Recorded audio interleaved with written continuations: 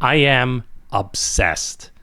I'm obsessed with this channel that I found here on YouTube called Musera. And I think I found it a few months ago. And what they do, one of the things that they do, is they bring in these incredible bands of all different genres and styles, and they play them a song that is completely outside of their genre. So it makes them a little uncomfortable. So they play the song, and they have their challenge to create a cover version of it.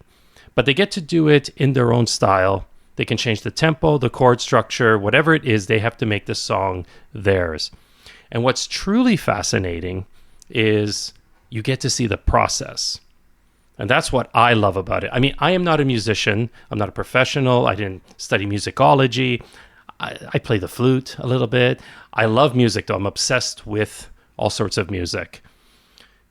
But I also love the creative process. And that's what you get to see in these videos. And so it starts off with the band listening to it in real time. So there's a bit of confusion and like, who is this? And trying to figure it out. And then they start tinkering. They start to experiment. They start to play around. They converse. They bump ideas off of each other. And the cameras are rolling. And you get to see how they take this bass idea and they switch it around, and like it's like putty, and it's malleable, and they do things with it, and they create this end product that is stunning. It just never fails to amaze me at how creative, adaptable, fluid these musicians are. So I want to share that with you because it's not necessarily about music. Like, I'm not going to share with you, this is the inverted chord and the progression. That's for other people. But I want to point out maybe, well, first of all, my excitement about it. But, you know, because if you're an artist of any kind, whether it's writing or photography, whatever it is, we all have a process. We all take an idea, we all take a concept, and we shift and we play with it, and we come up with something that is truly ours. And so seeing other people's processes has helped me look at how I create. So I'm hoping that as we kind of watch this together, and I point out a few, I have a few notes, so I'm going to be looking at some things, but maybe it'll inspire a shift in your process or just what I do. It's also a lot of fun. So anyway, thanks for joining me. This is The Creative Alchemist, and we're going to be taking a look at a jazz band covering Nirvana. All right, let's get started. Okay. Moment, we're going to play you a song, and it's going to be your challenge to reimagine the song as an instrumental jazz piece. I know you. We don't have a ton of time because I know you got a gig tonight. So yeah, we got to go and actually play like a jazz gig. So they're doing this before a gig. That's incredible. And that is Ulysses Owens Jr. Owens. He was on one of the sister channels, Drumeo. And, well, they'll show it in a second, but he is fantastic. I went down a bit of a rabbit hole with him, and he is incredible. Does anyone know what is the song? What is it? You know, I don't know. I love the energy these guys have, this band. dude.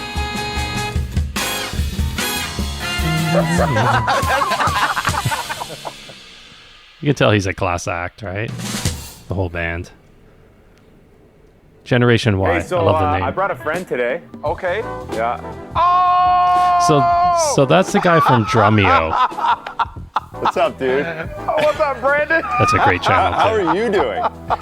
I'm good, man. I'm better now that I see you. Are you ready for some more torture? Let's do it. I now have friends with me to be collectively tortured. Have you told them how torturous the first time was? And I'm playing Nirvana.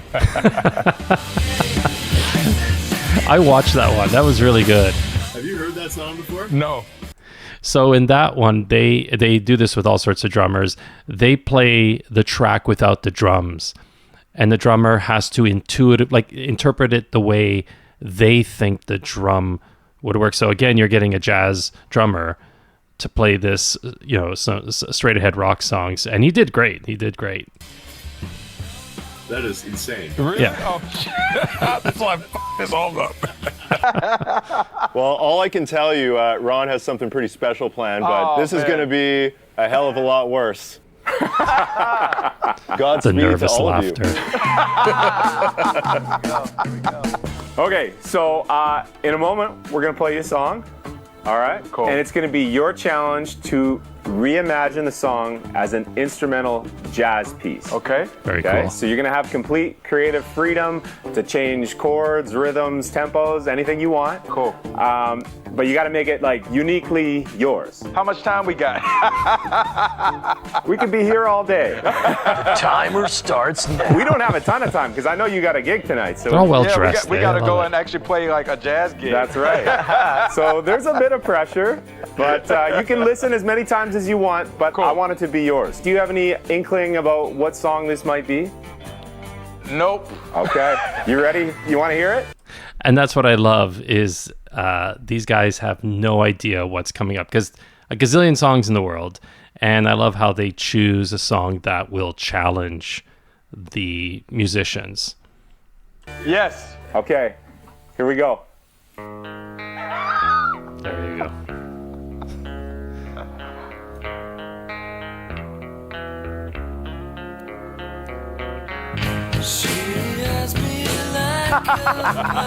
Okay.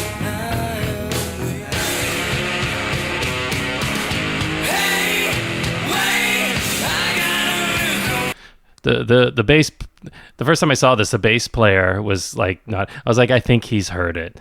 I think he's heard it. That's and you'll find what's interesting is that you'll have like jazz musicians, or you might have country musicians, or you might have like different genres, and they tend to play or have them cover sort of mainstream rock or mainstream pop songs, and a lot of times these bands have never heard of them, and you're thinking like, how can you not have heard of the Beastie Boys or not heard of Nirvana?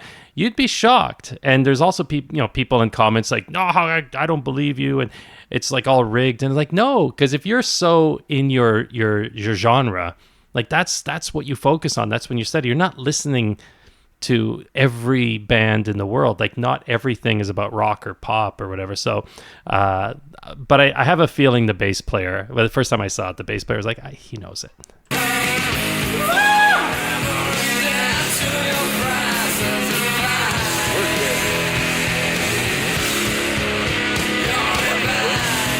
Yeah, he knew it. And you'll see in a lot of these, as they're listening, they're already you can tell that their musical brain is already starting to make connections. They're already figuring out the key. They are figuring out already maybe tempos they want to play with, and you'll see it. The guitarist will do a little strumming, bass player a little like movement. You see the trumpet player just now starting to like already in the key, just trying to figure things out. It's fascinating because they're already starting to tune into the music and the energy and the possibility. And I think that's really important when we're creating, is to tap into the energy of, even if it's something that we don't know and we're just trying to like pull it out of thin air, it's like, what does it want to be? So Does anyone know what the song? What is the song? What is it? Heart-shaped box. By, of course, right? Heart-shaped box by. You know I don't know shit. I'm serious. This should be a familiar band to you. Man, we've had this conversation on the first video. If it's Conda Blue, I got you. Here come the haters. Here come the trolls right now. yeah, there you go, Ulysses. right? Yes. You knew this was coming. I knew it was coming. So is it, can I guess, is this Nirvana? This is Nirvana. There you go. So We figured if see? you can do it, you might as well be able to do it with your band. So here we are. You can thank Ron for this. Hey, and for those that are checking it out, this guilty by association, that's the only reason why I guessed it. I did not know this before we did it today. But I can't say that for challenge. Thomas. Thomas was singing along. He was rocking out over there. So the question for the cats, which direction do we want to go? Thomas, can you play that bass line? So here, 1, 2, I felt like Baldo there. You know. Oh, you go. Yeah. Okay. It's so incredible. Like right off the bat, like these guys are so talented. And immediately they're locked into like already a bit of a style. Already the drummer and the pianist and the bass player already have started a slight groove. It's like they've gone from confusion into this experimentation and starting to get into this flow. And it's the first time I saw this, and even now as I'm watching this is mind-boggling how incredibly deep their music theory and knowledge goes, because they're taking something completely outside of their genre, something completely new, and they're already familiarizing themselves and creating some flow with it. Yeah, these guys blown away too.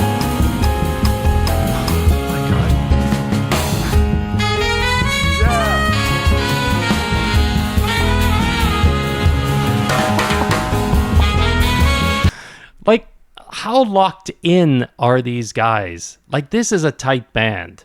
This is, like, they're just so locked in. The horn section, the saxophone, trumpet, already, bam, they're right into it. Drummers already with the rim shots, everything. It's such a joy and pleasure to watch.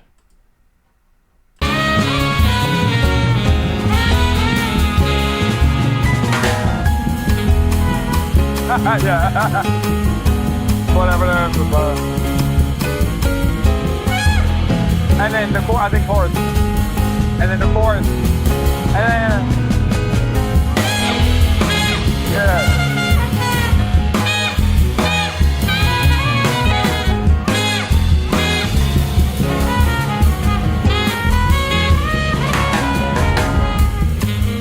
Yeah. So I'm thinking, I think that feel might be, so we could do it that way. I think that's the easiest, or we could, or if y'all want to swing it. But I think the easiest that will sound the best. I don't know, what do y'all say? I think that works. That's the, So this is one of the things I love is the communication that they have with one another. And even though he is the leader of the band per se, he's polling his players and saying, what do you think? Like, what about a swing? What about this? Can we? So right now they're in that phase of just getting a feel for it. Like they've already started to translate this rock song into their language of jazz and the way in the styles that they play. They tend to play more traditional jazz as opposed to fusion jazz. And so they are stripping it down and moving it into an arena that they're comfortable with, but it's still edgy because it's still not formed. Like the way they're playing, you think that this was just part of their repertoire. Like this is what they do every night. This speaks to their musicianship. And it's the same way, like writers doing adaptions of stuff, or someone, doing an homage or learning a style or whatever, is that we take something and we adapt it through our lens, but still holding on to the essence of whatever it is. And even if it's our own idea, because we tend to borrow from different people and different projects and aspects, but we're still making it ours. But the communication in this is just wonderful to watch. That's like different. it's the easiest but translation. Still sounds like the song. Like Yeah. I wasn't even hearing it swing. The only other thing I would have heard it as was like an Elvin kind of like, Ooh. like a train Elvin kind of thing. Yeah. So like what? See, that's Like, their what's tempo, language. though? They know. They just have to say a style and name, and they know. Blang, blang, ka-chang, ka-chang, Oh, ka-chang. so.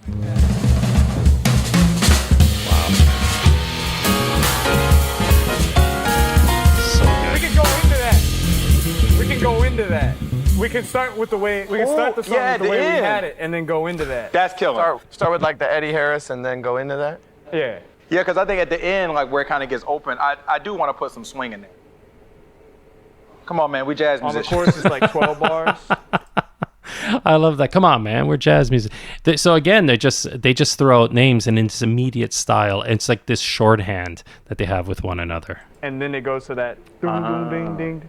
Is that? I'm asking you. I thought it was twice. I mean, I'm unclear on the form. I just know the one melody line and then the part that's like, bow, bow, bow, bow, bow, bow, I'm trying to bow. figure out when it goes to the ding. One chorus, solo, and then chorus or one. So, and Thomas, when you take stuff out front, like go off, you know, like in the very beginning, you know, do some. And then are we just gonna like fade out? Is it gonna be like a fade out or like over the ending? Yeah, I think so. We do a board fade. Yeah, do a board fade. All right, so let's try to figure out. I think a board fade is like, you know, when it just they play. I don't know. I'm guessing that's what a board fade is. I think back, you know, I think like in the 80s, songs just played. They kept playing and just played out, and I think they just throw all the levels on the board till there's 0. So it just kept going. I could be wrong. But, you know, the other thing, too, with these guys is their ability to listen. All these musicians, not just this band, but just being able to listen. It's almost like they're listening for the notes that aren't there. They're listening for the context. They're listening at the energy of the song. And so a lot of this is about not necessarily the exact notes and the exact, you know, structure of the original song, but kind of the spirit of the song. And that's what shines through with a lot of these covers is they get the spirit and they add their own, and just this beautiful like alchemy, if you will. This version. All right, y'all, we're gonna try to do our version. So 2 times through the whole thing, and then we blow. Yeah, then we blow. Then then we take it out, drums Yeah. over that vamp. When y'all take it out, are y'all playing the head out, and then how many times are you gonna do the chorus before I start soloing? Just once we get there, you can Okay, just cool. start soloing. So yeah, when y'all get to that, bop, Just loop it, bop, and then when you're done, cue it, and yeah, then cool. transition into the swing, and then whatever. All right, so before we get to that All right, final it's a little, thing, I just want to let you know that here at little Musora, break, we a little believe commercial that break. everyone would be better off if they played. Okay, so while this little commercial break goes on, the breakdown that they have, and just as they're processing it, it's incredible because they're holding this all in their minds. They're not writing this out. Sometimes they do. Some of the bands will write a few things out, but mostly it's this musical muscle, this memory that they have to hold an incredible amount of information, and going back to classics and standards and just mixing everything together. So anyway, we are back. Let me just put this back up here. All right. So I think this is the actual final. So we start with this free-form bass. It's incredible. So you can hear a bit of the melody there.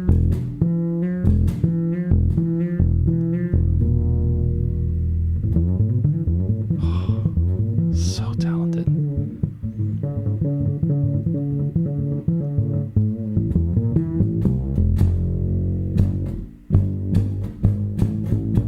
Very dynamic. There's the melody.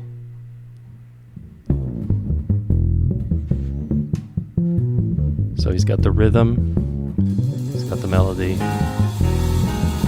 Now it's being doubled by the piano. Okay, so we're introducing the main melody.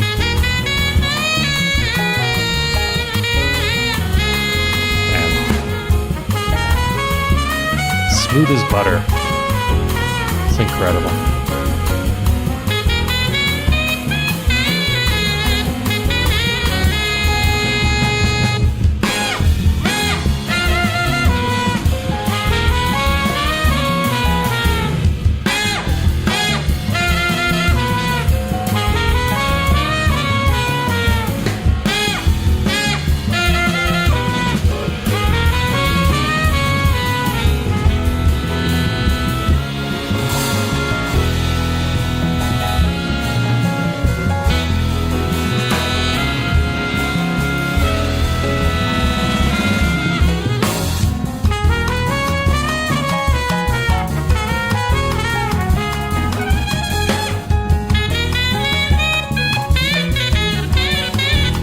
So starting to add some flourish, starting to build. Ooh,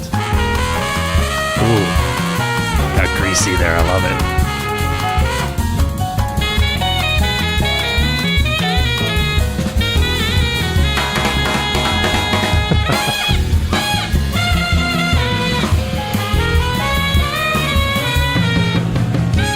They make it look so easy.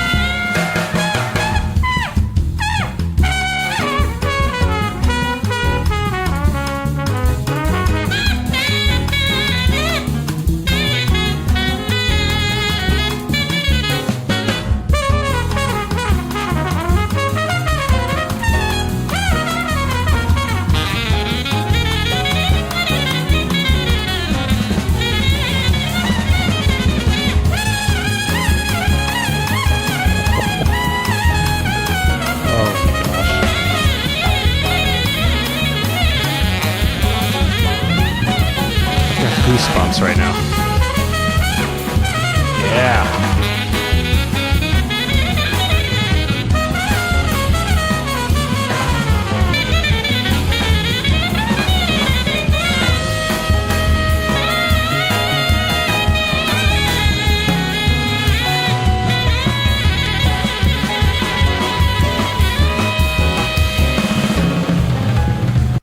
So they were trading off solos there, and what I loved about it is that they were building on this foundation and expanding.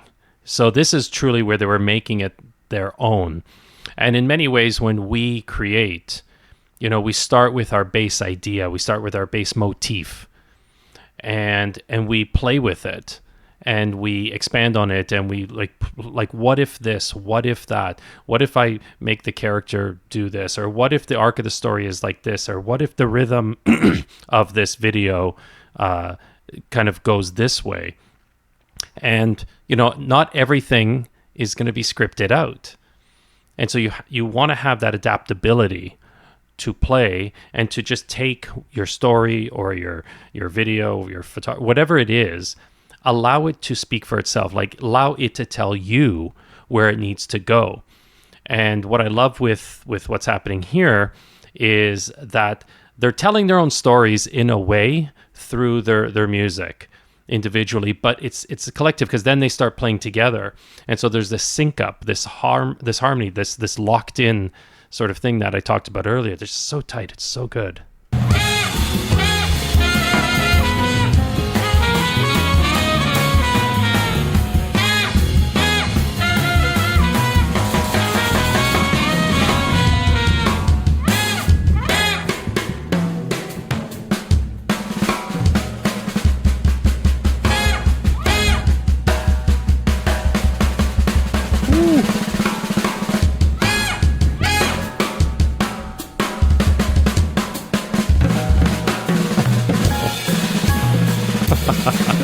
So good. What talent.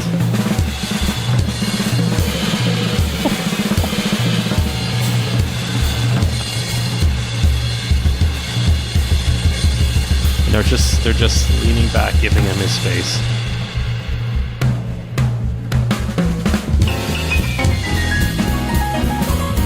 There it is. There's a tempo change, a different style change.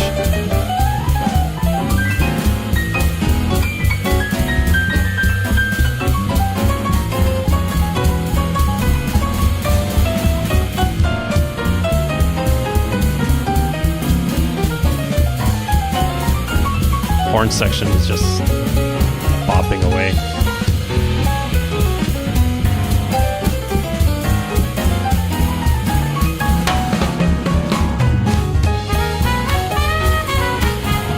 So they went on this trip and kind of came back to the main motif, the main theme. Kind of reminds me a bit of the hero's journey, right? And we start off and there's the whole hero's journey. And I wonder if musically this was kind of like a little version of that. We return home, we come back to the Shire, and usually the motif, you see this in film scores. They have the characters usually have their own sort of musical motif, and that they're there with that. Think of Darth Vader, right? Dun dun, but there's variations on it, and so they started with that the main melody here, and they just went through this whole journey, and they're landing back. So we're starting to see that we're coming to the final stretch. At least that's what I think.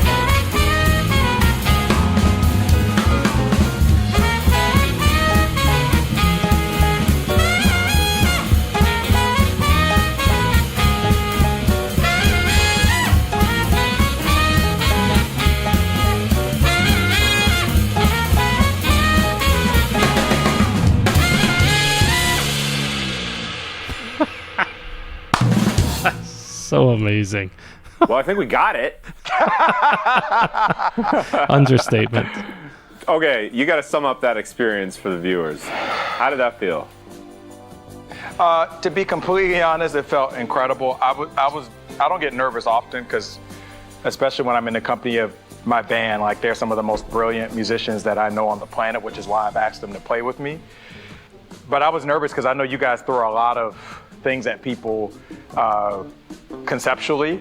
And so I was really wondering, like, I don't know what they're gonna do, but how is it gonna fit into the context of what we do, right? Because there's all this thing, you know, there's all these conversations, like even since I've been with Drumeo, of like, oh, you're a jazz guy, you should know, or you're a jazz guy, why are you doing this? So I was wondering, like, whatever you were gonna give us, is it gonna mesh with who we already are or how we show up musically? And what I'm really amazed by is how the two fit together very well. Like, we took an incredible song, an incredible band, incredible concept, and we just meshed it with who we already are and our skill of being jazz musicians. So I'm loving it. Man, that was so much fun, man. This is incredible. Thank you.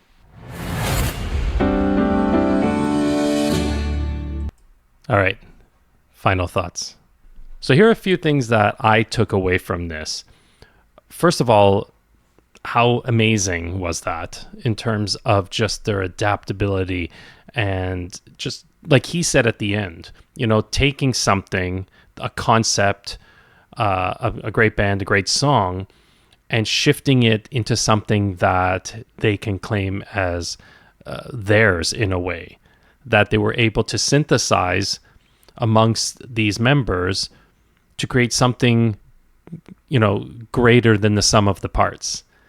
And it was just an incredible thing to watch, and just how synced they were in all of this. And of course, they're seasoned professionals, but to have the confidence, that's the other thing I took, is the confidence to be okay with messing up. And you'll see this with, and I might, maybe if this, you know, if maybe we'll do more of these, maybe I'll do more of these, because there's so many amazing examples of taking something and really transmuting it and shifting it, alchemizing it into something incredible.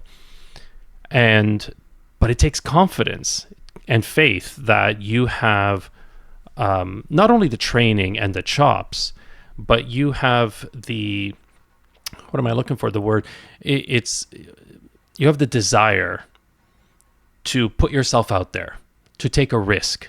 And that's what creating is. There's a lot of risk involved. There's no blueprint for anything that we do. You write a book, you write a song, you're sculpting something, you're creating some sort of mixed media stuff, whatever it is you're doing. Yes, there are people that have gone ahead of you that can inspire and motivate you, and you can use as examples. But at the end of the day, for you to truly make something for yourself, you have to go out on a limb. You have to take a chance at yourself and not worry if people will get it, because this is part of creating your voice.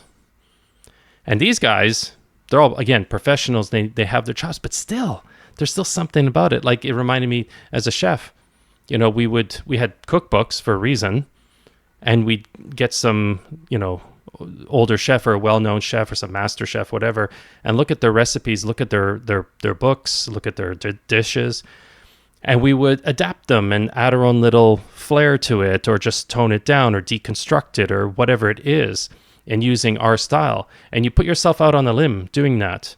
And anytime you create, there's a chance that someone could ridicule you or whatever. You know, that's on them, right? But the key is that these guys had the confidence.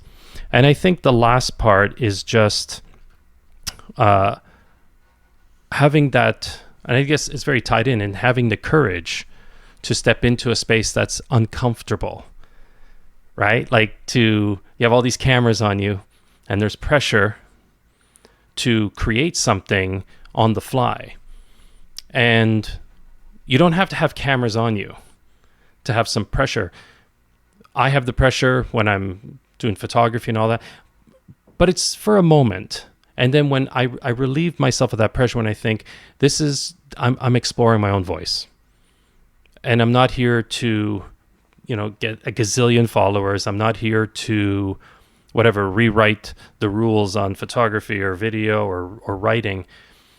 I'm here to expand myself and to explore my soul, my creative energy. And I think so many of us who are in the creative space are there for that as well. So it takes courage as well. It takes confidence, courage, adaptability, playfulness and a willingness to just lay it out on the line. And that's what these guys do. And I think this is why it's so fascinating to watch these things, is because we're just amazed at how they're able to pull this all together. And you'll see some of them, they'll get, they do feel the pressure, but they still come out with these wonderful adaptations and covers. So anyway, I hope you enjoyed it. And if you'd like more of these, let me know in the comments. Thank you so much for being here. This has been a pleasure. This has been The Creative Alchemist. Create and create well.